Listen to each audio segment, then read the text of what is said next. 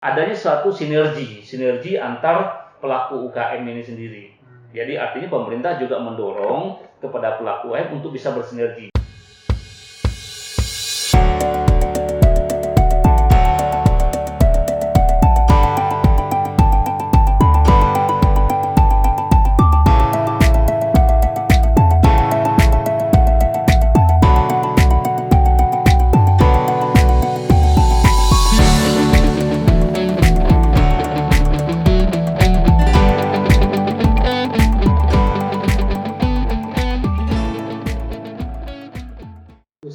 Usaha masyarakat kita kan memang banyak mikro ya. Banyak mikro, sementara kebutuhannya makro. Jadi yang mikro ini dilipat aja lagi. Ya, jadi itu. Bagaimana mengatasi hal seperti itu? Iya, untuk mengatasi seperti itu memang tadi pertama edukasi sangat penting dilakukan. Yang kedua, benar-benar pemerintah memberikan suatu alokasi tempat kepada masyarakat untuk berjualan, benar-benar dia juga bisa mengembangkan usahanya. Jangan sampai juga ketika mereka sudah dikasih modal, ya besoknya digusur oleh Satpol PP itu kan sama juga enggak juga ini kan. Iya, mubazir juga ya kan. Tuh, yang kedua, ketika mereka dikasih modal, bahan bakunya naik tinggi ya kan, akhirnya mubazir juga bantuan itu. Akhirnya dia pikir udah daripada beli beras saja gitu kan. Artinya di samping edukasi kepada masyarakat, pemerintah juga benar-benar menyiapkan infrastruktur dan prasarana-prasarananya secara lebih konkret kali artinya benar-benar kebijakannya juga benar-benar berpihak kepada mikro ini gitu. Selain itu Pak? Ya, selain itu yang sangat penting juga, kita juga menghimbau kepada akademisi juga sebenarnya ke dunia kampus juga mau terjun ke dalam memanage atau mengedukasi masyarakat ini yang untuk mengembangkan usaha mikro ini. Usaha mikro artinya juga misal kampus. Bayangkan kalau kampus skala misalnya yang besar seperti UNAM lah kalau di Padang, dia bisa mampu membina usaha mikro sekeliling kampus. Itu berapa pertumbuhan ekonomi di sekitar kampus. Nah, jadi artinya juga benar-benar ada berbagai pihak yang benar harus terlibat dalam membangun usaha kecil dan mikro ini. Tapi sekarang di UNAM itu ada MDM itu ya, koperasi. Ya, sudah ada koperasi yang mengelola ini. Itu paling beda.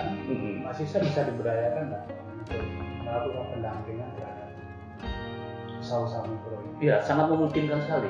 Karena kan mahasiswa kita kan juga punya potensi waktu juga cukup banyak juga ya. Artinya tidak semua juga mahasiswa ini punya kesibukan yang padat sehari-hari kan. Jadi untuk mahasiswa-mahasiswa tertentu juga bisa kita libatkan minimal untuk mendata, membantu mengedukasi. Misalnya kalau dari mahasiswa akuntansi atau manajemen keuangan bisa bagaimana mengedukasi masyarakat kita juga mereka bisa paham bagaimana memanage keuangan, memanage suatu bisnis atau usaha. Walaupun usaha mikro tapi dibuat suatu pola manajemen yang rapi gitu kan. Nah, itu juga perlu juga. Artinya mahasiswa juga punya suatu kegiatan yang positif. Jadi tidak hanya bisa juga kita libatkan program KKN misalnya kan, program KKN bagi mahasiswa, tetapi polanya seperti itu, gitu kan? Pendampingan usaha mikro. Jadi artinya masyarakatnya terbantu, mahasiswa juga aplikasi ilmunya juga berjalan. Gitu. Ini penting juga nih didengar orang-orang kampus ya. Bang, untuk di Sumatera Barat ya. Sumatera Barat ini kan orangnya ciri khasnya pedagang. Sebagian besar memang dagang mikro ya. Selain persoalan edukasi, regulasi kebijakan, apalagi kira-kira yang dibutuhkan. Apakah ini misalnya sesuatu yang harus diperhatikan? Ya, jadi sekarang ini dalam era revolusi industri atau arti dalam kita hidup dalam zaman teknologi ya kan, jadi memang ada suatu hal lain yang penting juga yang perlu bisa juga dikembangkan untuk bagaimana mendukung usaha kecil dan mikro kita ini bisa tumbuh, tidak hanya bertahan ya, bisa tumbuh dan berkembang dalam masyarakat khususnya di Sumatera Barat. Perlu juga kita berikan fasilitasi bagaimana pelaku-pelaku usaha mikro ini didukung dengan teknologi. Nah, teknologi yang murah ya, yang murah dan mudah itu kan. Artinya mungkin sudah ada, misalnya sudah ada sebagian sudah ada menggunakan GoFood atau apalah istilahnya kan sudah ada. Nah bayangkan kalau itu juga pemerintah memfasilitasi itu. Nah kedua, adanya suatu sinergi antar pelaku UKM ini sendiri. Jadi artinya pemerintah juga mendorong kepada pelaku UKM untuk bisa bersinergi. Contoh goreng-gorengan, nanti beli tepungnya di mana, ya kan? Berarti beli tepung ke pelaku UKM penjual tepung, ya kan? Kalau dia butuh, apalagi misalnya sayur-sayur, berarti dia beli ke pelaku UKM yang penjual sayur-sayur mayur, misalnya kan? Nah, jadi sinergi ini kalau belum bisa kita bangun, semuanya bisa tumbuh. Ya, memang secara alamiah tidak perlu kita ajarkan lagi. Misalnya seorang penjual goreng-gorengan dia akan tahu belinya ke pasar, misalnya gitu kan, udah tahu dia nggak pasti. Tapi ketika kita tata dengan rapi, kita buat mekanisme interaksi mekanisme sinergi yang bagus, semuanya akan tumbuh. Tidaknya 1-2 yang tumbuh, tapi semuanya akan tumbuh. Nah harapan kita, jika semua usaha kecil dan mikro ini tumbuh, ya oke, ekonomi kita juga akan lebih tumbuh kan. Harganya juga akan pas. Harganya juga lebih bersaing dan pas. Gitu kan. Orang kan cenderungnya yang murah. Gitu. Yang murah. Jadi bahannya juga dapat murah supaya mutunya juga lebih baik. Baik, satu itu. Dan kedua, dengan proses mereka keterintegrasian itu yang bagus, mereka tidak perlu lagi ke pasar jauh-jauh. Ya perlu lagi kan dengan teknologi tadi tinggal dia berapa dia butuh telur, berapa dia butuh tepung, ya kan?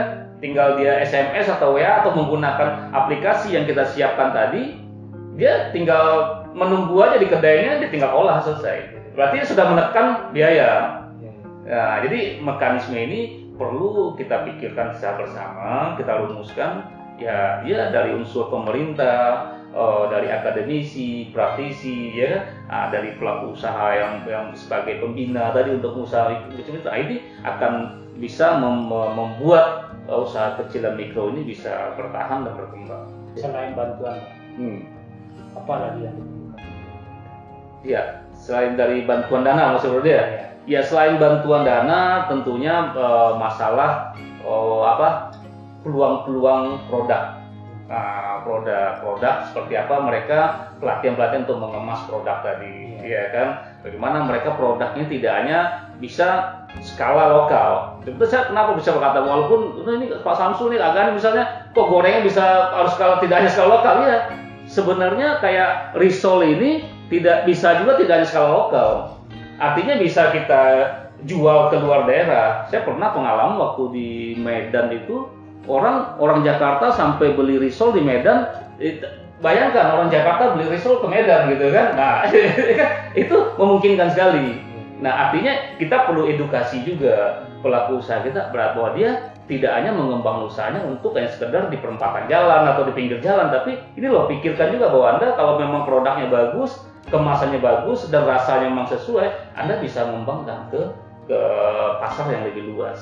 Tapi kalau menciptakan yang bagus-bagus itu kan modalnya juga bagus. Nah itu perlu suatu pembinaan, pendampingan yang berkesinambungan dari pemerintah. Nah, jadi artinya kalau memang itu kita identifikasi dari sekian pelaku mikro kita mana yang memang layak untuk kita support dan kita kembangkan. Nah, jadi artinya ini bagus nih, dia udah tumbuh, udah stabil misalnya kan, tinggal pengembangan pasarnya. Jadi memang harus ada pengelompok-kelompokan mana yang kalau baru mulai itu nggak mungkin kita memikirkan baru jualan hari ini udah mikir jualan ke Jakarta gitu kan. Tapi paling tidak misalnya market-market yang ada di kota-kota juga memikirkan bagaimana membina UMKM yang ada di sekeliling. Ada sekelilingnya. Jadi yang begitu tadi saya bilang perlu adanya badan pekerja tadi itu yang mengidentifikasi. Kita identifikasi, ini loh kelompok yang benar-benar masih nol, yang perlu benar-benar kita dampingi nih, gitu kan. Ini yang kelompok yang perlu kita kembangkan. Karena aspek apa yang kita kembangkan? Aspek produk kah? Atau aspek pemasarannya, ya kan? Nah, aspek teknologinya bisa jadi kan? Nah, jadi itu misalnya teknologinya tadi menggorengnya pakai penggoreng biasa, awalnya bagaimana pakai penggorengan yang agak teknologi baru gitu kan? Nah, jadi perlu ada juga alatnya itu kan, nah itu kita bisa implementasikan.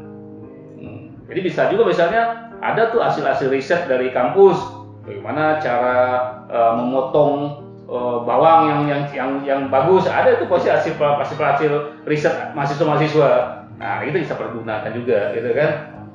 manfaatkan teknologi tadi. Dari sektor UMKM ini kan tidak akan pernah habis nih untuk membahas ya. Iya. Tapi pemerintah memberikan perhatian khusus. Tahun ini saja mungkin triliunan. Memberikan kucuran. Jadi memang menarik ya Rudy ya, untuk UMKM ini kita kaji ya. Karena memang apalagi dengan masa pandemi ini banyak perusahaan-perusahaan besar yang mengurangi karyawan. Ya, artinya kalau kita bahasa harus tidak PHK lah. Kalau bahasa KS-nya PHK gitu kan. Tapi mengurangi karyawan gitu kan, banyak perusahaan-perusahaan besar yang mengurangi karyawan. Artinya satu-satunya jalan yang dapat dilakukan oleh tenaga kerja yang dirumahkan atau yang tidak digunakan lagi oleh perusahaan tempat itu bekerja, ya larinya ke usaha kecil dan mikro ini, jual makanan, jualan pakaian-pakaian yang ya memang dengan modal seadanya mereka harus berjuang. Jadi sebenarnya tidak salah juga, sangat-sangat appreciate lah kepada pemerintah memberikan perhatian yang penuh kepada UMKM kita. Cuman perlu kita pikirkan bagaimana melakukan satu pendampingan agar pelaku UMKM ini mereka benar-benar bisa survive dan bisa tumbuh dan berkembang. Saya kira sudah cukup ya, Bang. Oke, mungkin cukup dulu deh. Oke, kerabat Narasipi, demikian berbincang kita dengan salah seorang pengamat ekonomi, pemerhati UMKM, dan nanti juga akan menjadi seorang pelaku kayaknya. Amin, insyaallah. Dan melakukan pembinaan UMKM dalam wadah apa namanya? HIPMI Kimdo. Himpunan Pengusaha Mikro, Kecil dan Menengah Indonesia. Semoga berjaya. Amin, insyaallah. Dan mampu membawa pengusaha kecil menengah ini ke. Amin, insyaallah. Demikian kerabat Narasipi, semoga bermanfaat. Sampai jumpa.